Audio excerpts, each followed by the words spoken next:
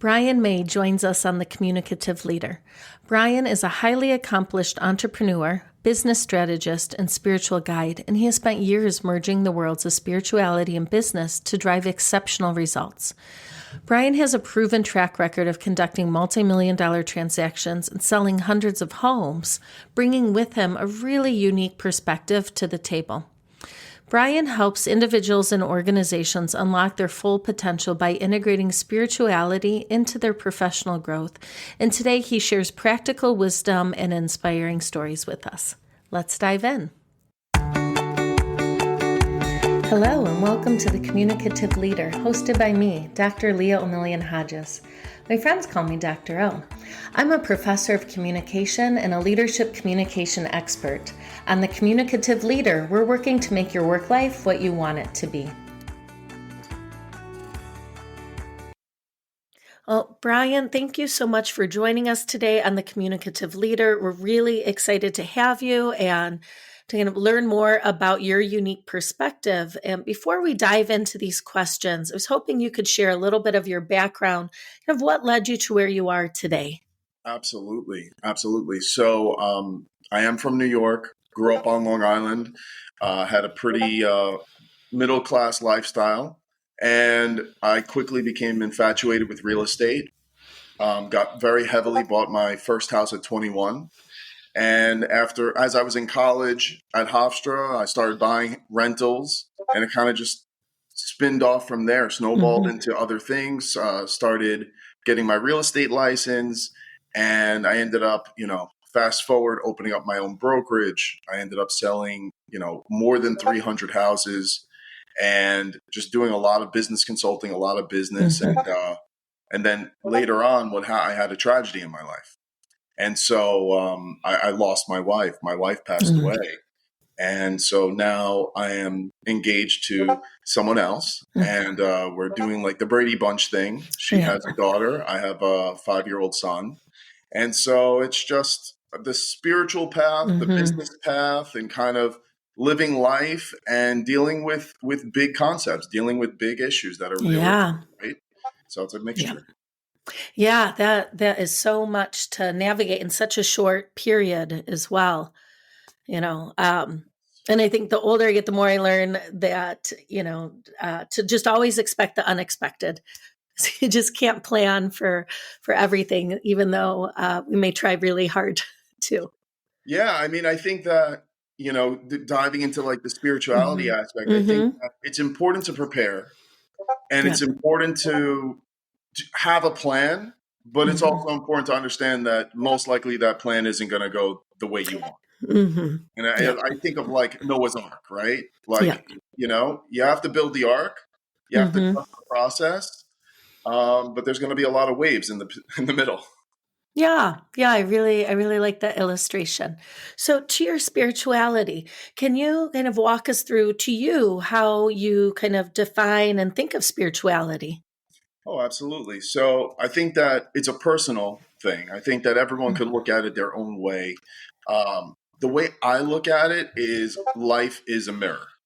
So, when I say life is a mirror, it's like you have to look at yourself and just come to accept. And we're all on different levels. I think the biggest thing I've learned is life is not an on and off switch. It's not a light switch. It's a dimmer. It's a big spectrum. And so, like looking at Bible stories or any religious stories, you're reading them over and over again every year, right? Because as you get older, like you mentioned just a minute ago, it means more and more to you.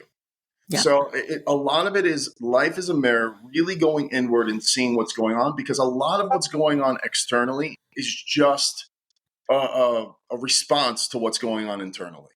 And so, sometimes when you see synchronicities or you see things going on in your life that are external, basically asking yourself, like, why is this happening? And what can I do about it? Instead of like, okay, this is happening to me. No, it's happening for me. I still have control over it. Yeah.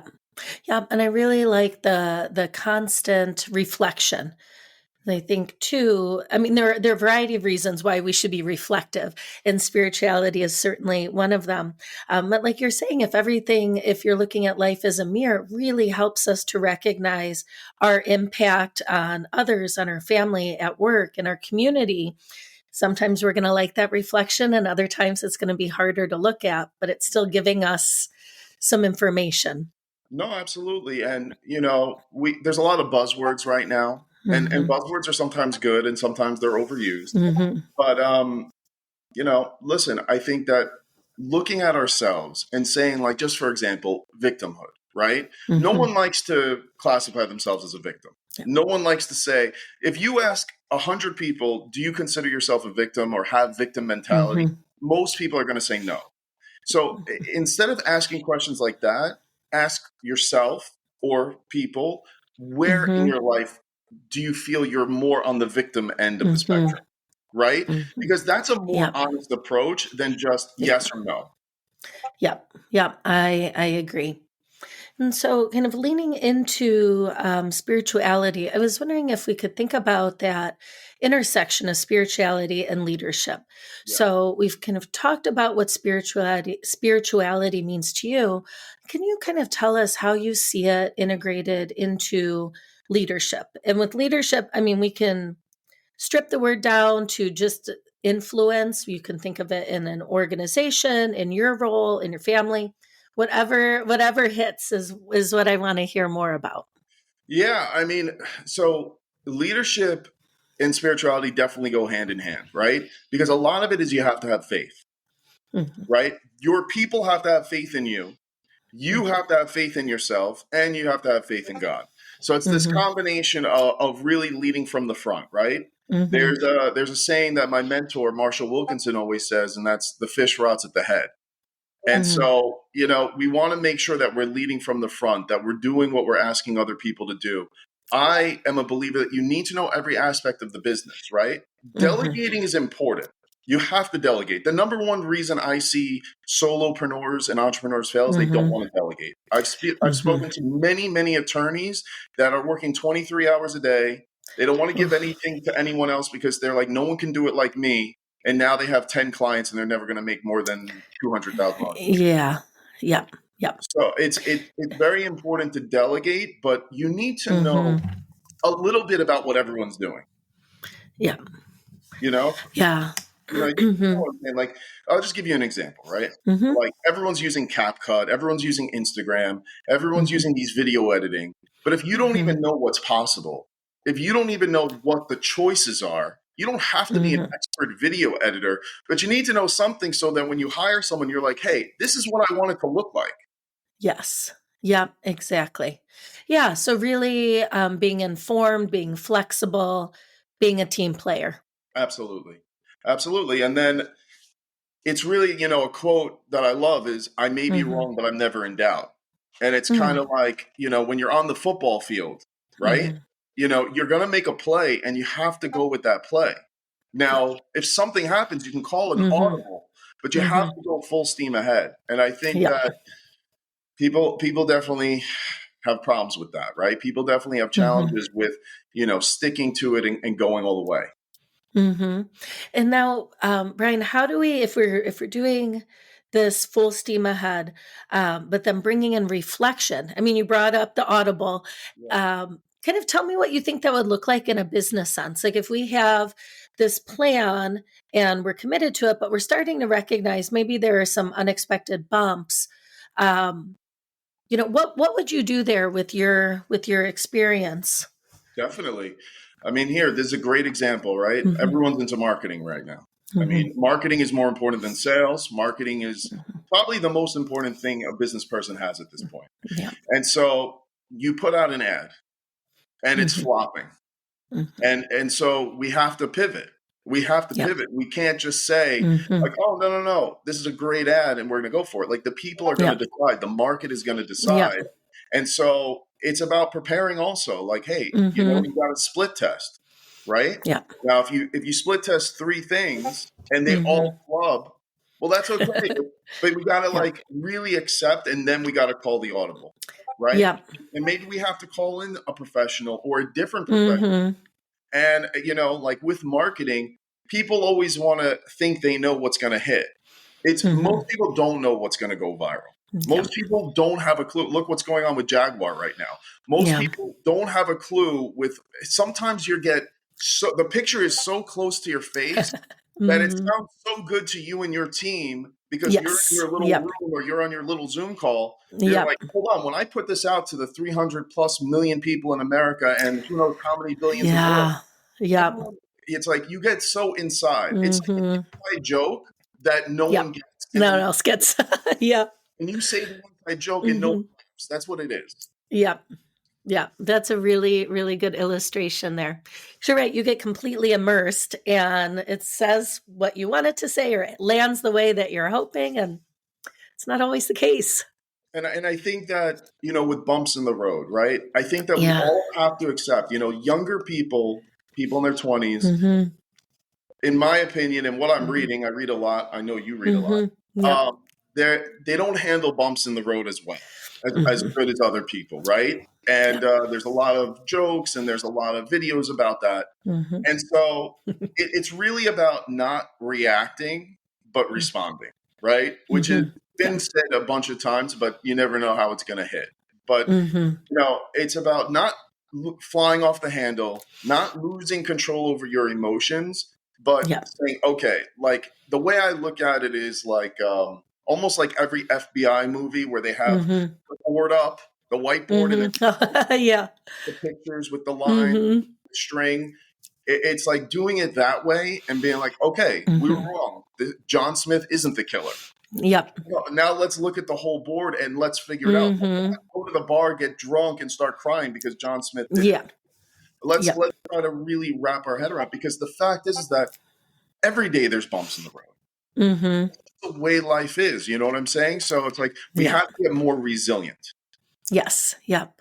Yep. And I love that. And I think too with my leadership brain and thinking about how powerful, especially with your take and bringing in spirituality, you can role model. Like even if I want to be at the bar crying right now, that's not the choice I'm going to make. Right. Instead, this is what the plan is. And I think that role modeling is probably the most powerful way to help others begin to learn that resilience and how to respond and not react. Yeah. Yeah. And I think that once again, it's knowing yourself. So just Mm-hmm. for example, let's use this example of going to the bar and crying, right? Mm-hmm. So, maybe you don't want to go to the bar, but maybe you do want to cry. Yep. It could be, okay, setting a timer and Mm-hmm. saying, you know what, for the next 10 minutes, I'm going to complain. Yep. The next 10 Yep. minutes, I'm going to scream, I'm going to yell, I'm going to get this out because we Mm-hmm. also don't want to like bottle things in. So Yes. giving Yep. ourselves like a scheduled time to Mm-hmm. allow ourselves, someone has a great quote where it's like, Mm-hmm. you're allowed to complain for 5 minutes, but no more, something Yeah. like that. Yep. And it's one of those things where, if a bump happens, you're going to Mm-hmm. have an emotional reaction. Yep. If you don't, then you're a psychopath. So Mm-hmm. it's Yep. okay. Like we want to have that emotional reaction and we want to give ourselves time to handle that. We just don't want it to become our entire disposition. We don't want it to Yep. become our personality. Mm-hmm. Yeah, I agree. And I think that's a really nice segue because I'm thinking about kind of you talk about spirituality as a catalyst for achieving professional growth. And I was hoping you could kind of walk us through that idea. Yeah. So, I mean, the number one thing that I love is reframing. Mm-hmm. I think that reframing is just so powerful. We all do it from time to time. Mm-hmm. A lot of books that we read as children reframe. Mm-hmm. But sometimes when you're in the thick of it, sometimes when you're on the field Mm-hmm. under the lights, it's a Yep. little bit different. And so it's saying, okay, there's a bump in the road. There's a challenge. There's Mm-hmm. something that's not going 100%. How can I reframe this as an opportunity? I Yep. just said to someone the other day, a business partner of mine who is in marketing, and he's very good with Mm-hmm. marketing. And this one project, he's having some challenges, right? Mm-hmm. I said to him, okay, so it's kind of like you're at step 100 as far as knowledge, but you're at Mm-hmm. step 1 as far as what's really on the paper. Mm-hmm. So let's just take all the information that you Yep. learned, and now let's start at step 1, but let's use all that information, all 100 steps. Yeah. Yep. Yep. I really like that. Yeah, reframing, it's such an important tool. One example I always use when I teach a persuasion class. One thing that gets like me more frustrated than anything is going into a cord drawer at home, and I had them all nice, and then I pick it up and they are like all 1,000 chargers and cords can be picked up once, and it drives me nuts. And then there's one day I realized the reframe was, well, the other option is I would be living alone. I wouldn't have this amazing family or this partner, these amazing children. So that was my reframe, and it's been so positive and it's so helpful. So when I open up that drawer, I don't want to lose my mind so much anymore. Exactly. And that's a great example because Hmm. listen, it's okay if you open the drawer and you get Yep. angry or you get like Yep. that trigger, that It's like, emotion. oh, yeah. You really want to quickly reframe it as, well, thank God I have my family. Thank God I Yeah. have the ability to open this drawer. Yes. And Yes. then it's Yep. like, and then calm yourself down in a very Hmm. emotional, logical way. So, because if you're just gonna throw all the wires, Yep. that's not doing Yeah. anything for you. That's not. No, exactly. Yep. I love that you teach persuasion. I think that it's Hmm. so important in business, in sales, Hmm. in marketing, in Yep. regular life. And I think that Hmm. there's a lot of like dark triad, Oh. like Hmm. manipulative kind of stuff, and I Yep. think that people have to realize there's a difference between manipulating and helping people get the result they want. Like an Exactly. Hmm. example that I like to use metaphors and things like that. Hmm. Hmm. If a guy comes into a car dealership and says, "Hey, I have a family with 4 kids," if Hmm. you sell him a Ferrari, you're a bad person, Hmm. right? But if you Yep. sell him that brand new minivan that has the Hmm. TVs and has all the safety features and everything else, Yep. that's good. That's what he Yeah. needs. So Yep. there's a difference between manipulating and helping people make a Oh, yeah. decision because advertising, marketing, sales, Hmm. all about helping people make the right decision. And if Hmm. your product or your service is the right decision, then you're doing them a disservice if they don't use you. Yes. Yeah. That's what we talk about. This can be seen as a dirty word, but here's why it's really a tool. But like any tool, even a hammer, we need to use it responsibly and be mindful of potential consequences. Totally. Totally. Yeah. Another important thing that I really Hmm. do focus on, and this has really become a buzzword, and this is really Hmm. like you go on YouTube, everyone's talking about it, but removing limiting beliefs. Hmm. Removing limiting beliefs, and it's really a subset of reframing, right? And Yep. it's amazing how many ideas, how many concepts we've adopted from other people, right? And Hmm. that could be parents, that could be Hmm. siblings, kids at school, and it becomes part of us, but it's not Hmm. our concept, it's not our Yep. idea. Hmm. And so when I say removing limiting beliefs, it's seeing it for what it is. It's seeing the truth behind it. And so, just for example, a boy in high school asks a girl to the prom, and Hmm. she says no. And let's say she said it a little bit Hmm. next. Hmm. Now, for him to be like, I am never going to date anyone again, or I'm not worthy, Yep. I'm ugly, I'm not attractive, Hmm. no girl's going to ever like me again, whatever that might be, right? Well, no, it's just one person Yep. that doesn't get along with you, or no, one person Hmm. that doesn't Yep. meld with you.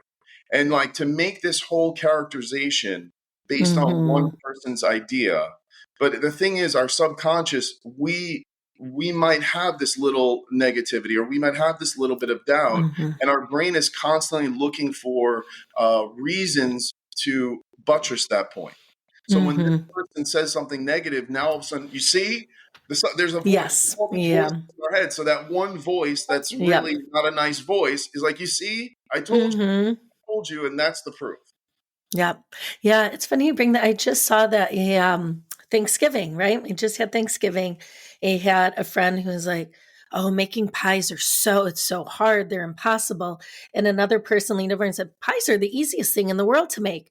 And then she was like, "Oh, well, I've never made them. My mom always just said they were so hard. And this like was nearly impossible." And she's like, "Well, now I'm going to make a pie. If this isn't so, it was just that one person who kind of challenged it. And it was like, oh, I've never even tried this. I've just taken someone else's word for it." You So, know, there's a very good story. mm-hmm, Um, this young couple gets married. It's like their first night in their house.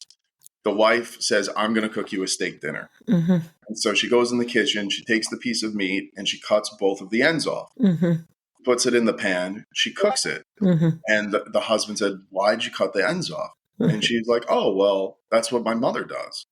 So they call the mother and they're like, well, Yeah. "Why do you cut the ends off?" The mother says, "Oh, well, that's what my mom did." Yep. So then they call the grandmother, Uh, and the grandma's like, "Oh, well, my pan was too small, so it just fit in the oh, cut the end." yep. So it's things like that like Yep. you realize like, oh, and it's also, one more is like crabs in a bucket. That's the negative version of it. Yep. So we have to really view things from a subjective point of view. Yes, I agree. And so we've just looked at kind of spirituality as a catalyst for professional growth. And then you also talk about how professional growth is more than just business strategies and business know-how. Can you kind of talk to us about, what led you to this belief? Yeah. Yeah. I mean, I think it's a combination. I think that a lot of times in all aspects of life right now, we're a headline nation, meaning the Post or the Times or something, they put out an article, they put one headline, and that's what it is. When we all know there's three or more sides to the story. Yep. And so you need a lot of things. So sometimes when people say business strategies, yeah, that's probably two slices of the pie, maybe even Yep. three, but it's not the whole pie. And Yep. so something that is very important is a plan, right? Strategy is great, but you need to know where you're going. And so kind of like riding a bicycle or motorcycle, wherever you're looking, that's usually where you end up. Okay. So Yep. creating this plan, and you could change it along the way, but creating this plan financially, where you want to go, what your overall life plan is, and reverse engineering it, right? So this is all important. And then really knowing what you want and knowing what you don't want, Yep. right? And we don't want to focus on what we don't want, but we want to know it's there so we don't go towards it. Yep. Exactly. Yeah, I really appreciate that. What's your take on that? Well, I was just thinking how a lot of people will say something like, "Well, I want to make more money," but then they don't realize, "Oh, but I didn't want to work those extra hours that now I need to work." Right? So a lot of times we will focus on one or the other, but I think it's putting them together that we recognize, like you said, that plan becomes a lot clearer. Yeah, I mean, there's a good quote, and I learned it from my mentor Marshall Wilkinson. But there's everyone wants to go to heaven, but no one wants to die. Yep. And so people look at certain attributes, people look at things, and they're like, "I want that," but they might not be willing to go and do what they're doing. And so Yep. that's where social media gets a little dark, right? That's where, because everyone's posting their best videos, their best looks, except for Britney Spears, and then everyone True. talks crap about Britney Spears, be posting something real. Yep. But it's one of those things. It's dangerous to. There's a difference between comparing and saying, "I want what Mr. Jones has," and saying, "Wow, look at what Mr. Jones has. Look at what's possible." Yep. And so I agree. you can look at it perspective in a very positive way of like, okay, if I do this, this, and this, I will have this. But if you're going to say, "I want Mr. Jones' wife, I want Mr. Jones' house, Yeah. I want his life," that's Yeah. bad. Yeah, exactly. So maybe leaning into this might be a nice connection. So I was wondering if you could give us an example of how you're integrating spirituality into your business sense and your kind of everyday professional life. Definitely. So something that I really, really love is this idea of be, do, have. Okay. Okay. And be, do, have, I just feel like everything falls under a category or subcategory of that. And so a lot of people in business, they want to say something like, I was a realtor for a long time, so I'm just going to use real estate, but this could be for any business. Perfect. It's like, okay, after I sell 5 houses, I'm going to tell everyone I'm a realtor. Okay. After I have 5 listings, after I have my photo on the park bench, Yep. I'm going to say to everyone, I'm a realtor, right? Mm-hmm. And that's the wrong way of doing it. We want to Mm-hmm. basically just wake up one day and say, okay, I'm the number one lawyer. I'm the number one marketing company. I'm the number one realtor. Yep. And then say to myself, okay, well, what would the number one realtor be doing? The number one Mm-hmm. realtor would be advertising. They would Mm-hmm. be taking pictures, viewing houses. Even Mm-hmm. if you don't have listings, they'd be going to houses. They'd be taking Mm-hmm. pictures. Yep. They'd be making cold calls. They'd be Yep. knocking on doors. So Mm-hmm. now you're going through it like, okay, I am the number one realtor. I am the number one Yep. attorney. Now this is what I'm doing, and then I will have the stuff. Instead of saying, I'm going to Mm-hmm. wait until I have the stuff, and then I'm going to identify as what it is. Yeah. Yep. And that's Yep. super important. Yeah, exactly. Starting that way. And so then I'm wondering if you can share some insights that you found in, integrating spirituality in that way instead of kind of keeping I think the antiquated way is let's keep that separate from work. Work is work, spirituality or religion is Yeah, outside of work. So what have you found in kind of, merging those and coming to work as a whole person? totally. So I think that it is connected. I think that, Mhm. you know, to separate it, it becomes very robotic. Mhm. you know and you want to be that unique person. People want to do business with certain people, just like people want to date certain people, and Mhm. people don't want to do business with certain people, and Mhm. they don't want to date certain Yep. people. So you want to be very authentically you, Mhm. and then your people are going to be attracted to you. Yep. You're going to get the right clients. Mhm. Not all money is good money. So if you're Mhm. out there Yep. and you're just like kissing people's butts, and you're Mhm. trying to be who you think they want to be, well, eventually they're going to find out that's not you. Yep. And you're also going to be wasting time with people that aren't your good clients. Yep. And so I think that that's really important. I think that, we hear this all the time. Mhm. But it's true, taking time to meditate, taking time to pray, Mhm. taking time to Yep. visualize, right? Yep. I mean, visualization is so important. And I think Mhm. that a lot of people, they hear these things, but they don't really do them. And that's why people Mhm. do need a coach. That's why people do need a mentor. That's why Mhm. people do need a teacher, because it's different, right? I mean, how many of us have like seen one of these, quizzes or Mhm. something like that? They sit down, they kind of look at it, but then if I'm asking Mhm. you those questions, you're going to answer it totally different than if you're just doing it yourself. Yes. Yep. And so visualization, look, every Olympic athlete, Mhm. every professional major Michael Jordan kind of person, Michael Phelps Mhm. kind of person, they all visualize. Visualization is Mhm. so important. And I think that taking time to do that, and really, really writing notes, writing letters to your future, Mhm. Mhm. really create. Like for me, I love WhatsApp, and I have Mhm. groups of WhatsApp with myself, and I just Mm. make notes, and I send myself messages to myself. Yeah. Oh, that's really neat. I hadn't thought about that. Like I've seen apps where or like websites where you can, send a letter to yourself to be open the next year, 5 years or some point. But I like the more informal dialogue with self too.